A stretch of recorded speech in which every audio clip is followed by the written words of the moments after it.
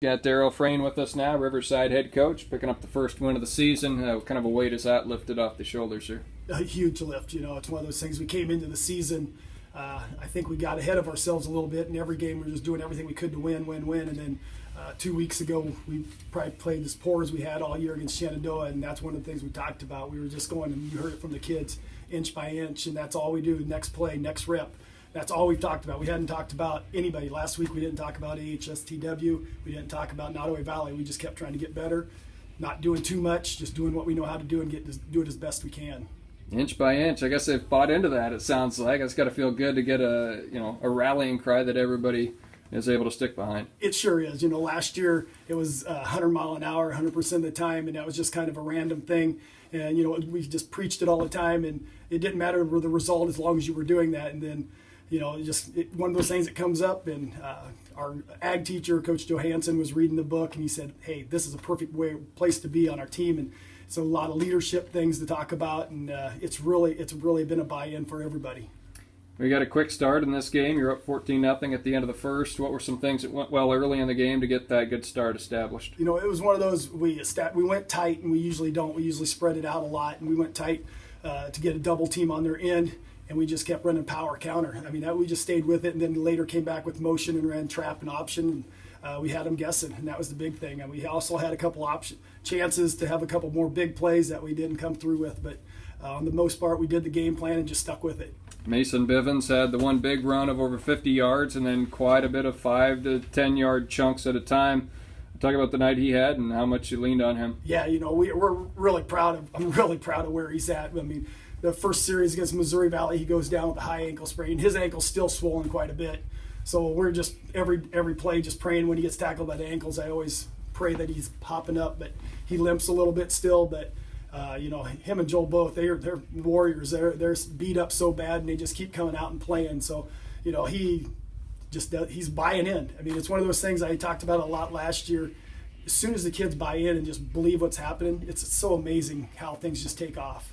I know the coaching staffs on both sides were kind of looking forward to a matchup in the trenches where they stacked up similar size-wise for, that doesn't necessarily happen every week. How do you feel you guys held your own up there? They did really well. It's one of those things that another thing we talked about last year is that was our anybody that just ran right at us, we were in trouble because we were physically not as big as them.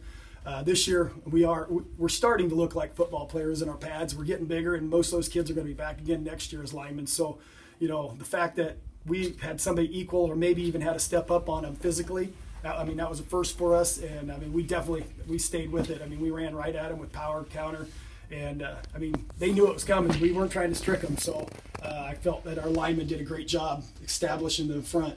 It wasn't until a 4th and 12 play and a 53-yard screen pass halfway through the fourth quarter that you gave up any points. So what did you do defensively that was able to have success? Yeah, it was a complete different game plan from last year. We kind of went to a cover 2, which a lot of high schools don't run, so they're not used to the number 1 receivers getting funneled, and then you have a safety over top, and you also have a fan player there. And we lit up a couple of receivers coming out in the fan there, and we were over the top. We let one get over the top early, and we held them. So next week's probably going to be complete opposite. So it's one of those deals. We'll just game plan week by week. And this week it was they stay spread out instead of being a tight set.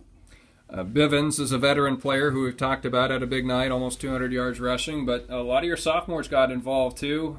Jace Rose had a touchdown early, almost picked one off early. Rhett Bentley had a touchdown run. Your quarterback's a sophomore, Krimkowski. So how talented is this sophomore class? Oh, it's extremely talented. One of the biggest things I worried about early in the year, and it might have been a little bit of a detriment to us, was I put a lot on their plate because physically they were good enough to do it, and I put probably more on their plate than I probably should have. And ever since we kind of pulled stuff back, they've gotten better. They're playing fast now and making some big plays, and that's all you can ask from them. Well, you got a big one coming up next week with potentially the team to beat in the district with Earlham. But what about the stretch run here? 3 weeks left in the regular season. What are you looking for from your squad? It's one of, like I've said the last week, the biggest thing from us is just getting healthy as we can. Now that Austin, I don't know where he is with his shoulder. We're just going to, take a chance each week, put the best guys on the field, and you never know. Nobody expects us to win 2 of the last 3 either last year, and we did. So we'll just keep plugging away, and maybe we'll get a couple again. All right, Coach, thanks a bunch for your time. Congrats on the win. Great. Thank you very much.